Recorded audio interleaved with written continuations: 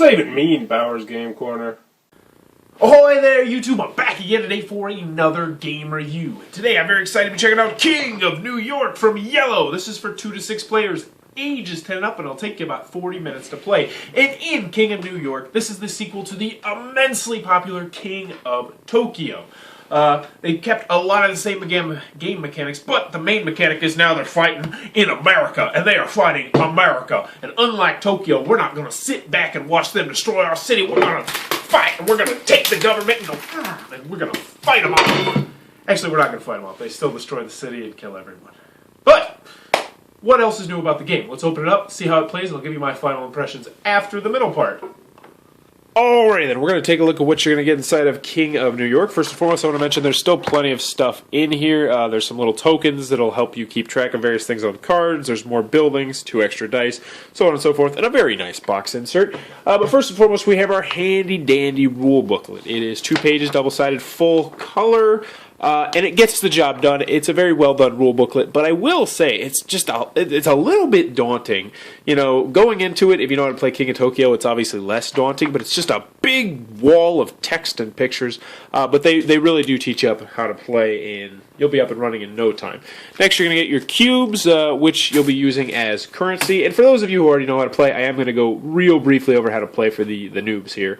Next, you're going to have these cards. These cards are what you're going to be purchasing, and they will be giving you various special abilities that your monsters will have. And you're going to have these monsters, which will be stood up, and they'll be all around New York. So what are you trying to do in King of New York? Nothing's changed there. You're either going to be trying to get 20 points on your little point tracker out of here, or kill everyone else on the little death track right there. Health track, I guess it would be, even though in this game it is more like a death trap. So, the first thing you're going to notice about the board is that it is drastically different. You're actually going to have various different, instead of just 2 locations, you're actually going to have various different locations. You got Staten Island, Brooklyn, but the big one right here is Manhattan. This is where the guys are going to be, and that's where you're going to be earning points when you're attacking New York.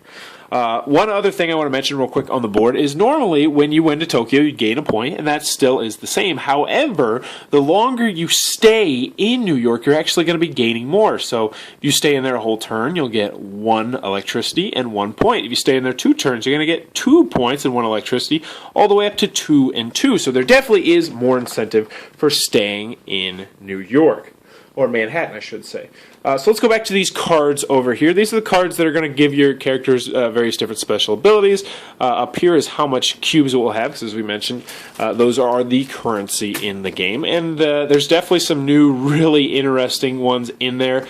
I like the cards a lot. I really would like to figure out which ones are compatible with King of Tokyo and mix and match those together. I think that would be a really neat thing, and I'm sure once this game is released, someone is going to go ahead and do that. So next, let's go over to one of the main additions in the game, and that is, of course, these buildings. Because in addition to, you know, attacking and killing each other and trying to gain points, you're going to be able to destroy buildings, and the buildings will do various different things for you. So if you destroy this building, you'll gain a point. Are these all points? This is terrible.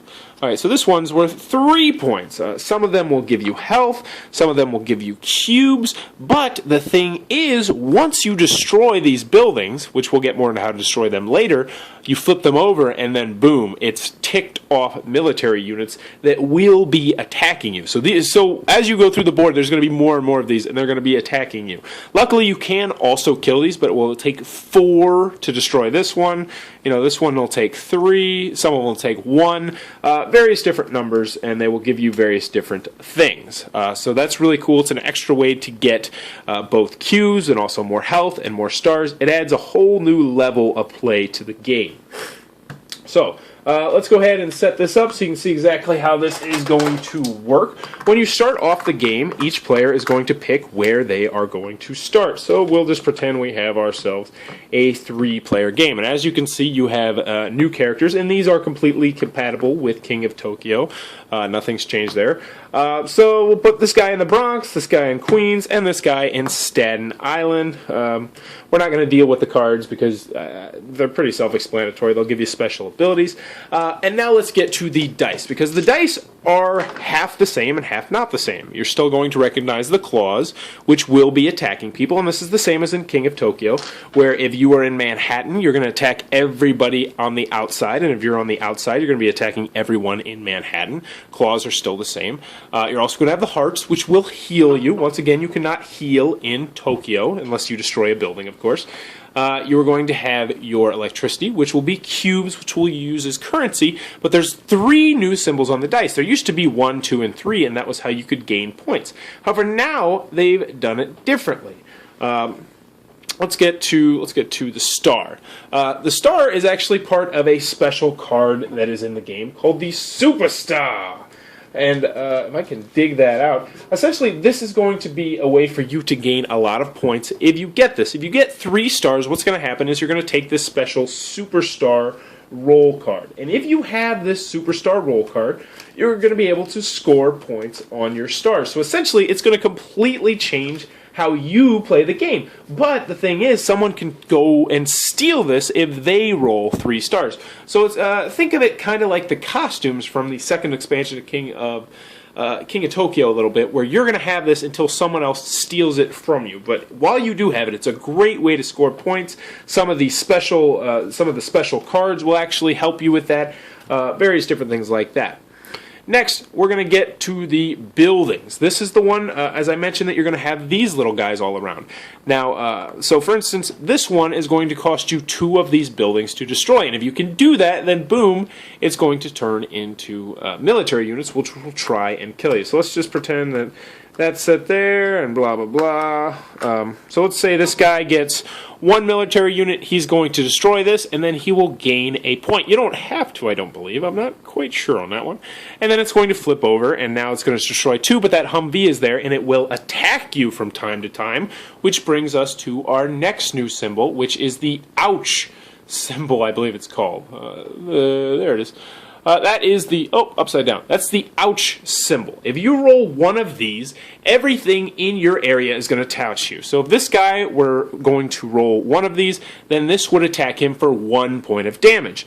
If there were 2 in there, it'd attack him for 2 points of damage. If there were 3 in there, it would attack him for 3 points of damage. If there were 4 in there, then you're playing the game wrong because you can only have 3 stacks. But anywho, so that's going to attack him. If he rolls 2 of those, then what's going to happen is they will attack everyone in there. So let's say both of these guys are right here. If he were to roll 2 of these ouch symbols, what's going to happen is it's going to attack him, but it's also going to attack the other person. And if you roll 3 of these ouch symbols, that's when things get really interesting, because every single one of these red tiles of military are going to attack whoever is in their spot. And these will be in Manhattan, so they'll attack the people in Manhattan. They'll be in Brooklyn and Staten Island. They will be all over the map. So if you roll 3 of these, chances are you're going to have a chance to attack everybody. It really adds a unique aspect to the game.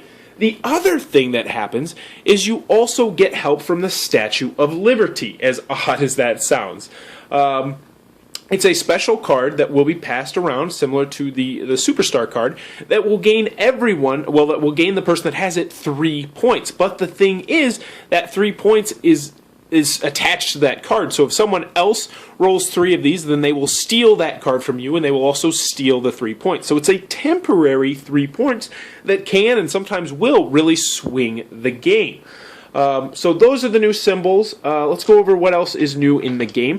Another thing is, you used to have to roll a claw to get into the main city where you're attacking. However, now, whoever is the first player is going to go into Manhattan. You can't prevent it. You just automatically go there. I like that. It makes it so that it's always going to have people in there. The other thing is, so let's go over a dice roll real quick so you can do that. If you don't know how it works, you're going to be able to roll all 6 of your dice, keep whatever you want, and then re-roll whatever you want. You'll be able to do that 3 times. You're going to get 3 die rolls. So this one, you know what, I don't need claws because there's no one in Manhattan right now, so I can re-roll those. But I'll keep these 2 electricity because, well, you know, that's going to give me $2. Now the stars aren't going to give me any points unless I get 3 of them. So now I have to decide, am I going to commit to the stars or not? And I'm not going to.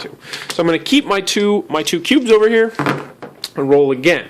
Now I got an ouch symbol, which isn't really going to help me because it's going to, you know, it's going to have this happen. So I'm not going to do that. But you know what? I'm going to keep this building because, hey, maybe I can destroy this and then I'll gain 1 point. So I'll keep that. I don't need a heart because I have perfect health, and then I'll roll the final time. And as you can see, I would get from this turn 3 cubes, which I could use for currency, which, might buy me a card or not. And you can buy cards at the end of your turn. Even though there is a card in there that I really like. Oh, wait, no, never mind. I'm getting confused here. So that's going to give you 3 cubes of currency. The 2 stars don't give you anything, and then you'll be able to destroy a 1 building. So you'd be able to destroy this. However, you could not destroy this one because it's a 3. At that point, also, since no one is in Manhattan, you would go into Manhattan and you would gain your 1 point. Now, another thing is, so that was you have the option to move because you're going to be moving from all around the board to Brooklyn to Queens to Bronx to Staten Island. At the end of your turn, you have the option to move. The only time you don't have the option is obviously if you're in Manhattan, because then you have to wait until someone attacks you, and you go around doing this, beating each other up, and the first person to either kill everyone or gain 20 points will be the winner of King of New York. Alrighty then, King of New York from Yellow. What are my final thoughts? Let's go over the pros, let's go over the cons. First, on the con side, the game's not going to be for everybody. If you did not enjoy the original King of Tokyo, I don't think you're going to enjoy this one. I actually have a guy in my game group who just hates King of Tokyo, and he's like, it's the exact same game. It's like, well, it's not the same game. He still didn't like it. I think it's the dice rolling, a lot of luck aspect, and while this game does change a lot, I don't think it changes enough that it's really... The easiest way to put this is, if you didn't like King of Tokyo and you're thinking, hey, maybe I'll try King of New York, definitely try before you buy, because I don't think it changes enough that it's really going to make you feel like it's a whole new experience. Also, the gameplay, if you're like me and you like to get all the cubes and try and build up your cards in front of you and have the super powerful monster who can do this and that, and re-roll dice and do all this kind of stuff, it's a lot harder to build up a big tableau of cards because you're just constantly being bombarded from left and from right. As I mentioned, you don't have to fight the military, who doesn't actually have nunchucks, but you have to fight the military, which makes it much more difficult because even though you think you may be safe, out of nowhere you're going to get pummeled for 2 or 3 points by the military. Which, it makes it a much more confrontational game. Even if someone is not in Manhattan, they can still attack you if you have, military troops there. It's just a more violent game overall. The last con I have of the game is that, the rule booklet is a little bit, they kept it to the 2-page format, which I like. I like that format in the original King of Tokyo. But the original King of Tokyo was a lot more simple. This one is just a big, huge wall of text, and it's a little bit to sort through. That's about all I have on the cons. King of New York, this one is a tough one for me. Is it a good game? Yes. Is it a great game? Yes, I think it is a great game. But if you already own King of Tokyo, is it good enough to warrant purchasing this as well? And I don't know if it necessarily is. Now, would I trade my copy of King of Tokyo for King of New York? Yes, I think I would. I think... I'm torn here. I don't know if I like it better than King of Tokyo. They're two completely different beasts. I love the simplicity of King of Tokyo, but this game, I love the fact that there's more options. I love the fact that, even when you're in Manhattan, you can still attack these buildings and get health. And, I like the fact that the longer you stay in there, the more you're going to get. You get more points, you get more electricity. I like that aspect a lot. I love a lot of the new cards, even though I can never afford most of them. I still like that. I like everything they added in the game. So I like this better than King of Tokyo. And that really hurts me to say because I love King of Tokyo. And it's one of my top 10 games of all time, which means technically I think this is one of my top 10 games of all time.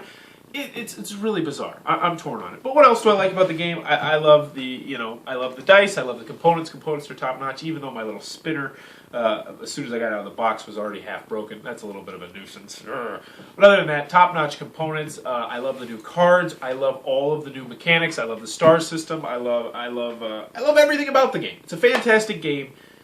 If you don't own King of Tokyo, go buy this game. Period. Oh, that's another thing I do want to say. If you are playing with kids that are younger, I still think you should stick with King of Tokyo. In fact, I'm going to keep this version, and then my buddy Eric, who's our cameraman, is actually going to keep King of Tokyo because it's much more simple to play with his 7-year-old daughter. But overall, King of New York from Yellow, they knocked it out of the park. Once again, Yellow just stands for quality. Fantastic game, fantastic components. Really enjoyed the game. It's going to be seeing a lot of playtime in the future, and I could see it eventually replacing King of Tokyo for me. I like it an awful lot. Big thumbs up from this guy. But I want to know, in the comments sections below, what's your favorite strategy at King of Tokyo? Do you just let the dice dictate? Are you one who wants to go out there and smash people up? Are you the one who likes to save and hoard up cubes? Because I know I love hoarding up cubes. But post in the comments below what your strategies are for King of New York / King of Tokyo. If you enjoyed this review, please be sure to hit that little subscribe button down below. And as always, thanks for your time, YouTube. That was the review for King of New York. For more reviews and previews, check back at Bauer's Game Corner.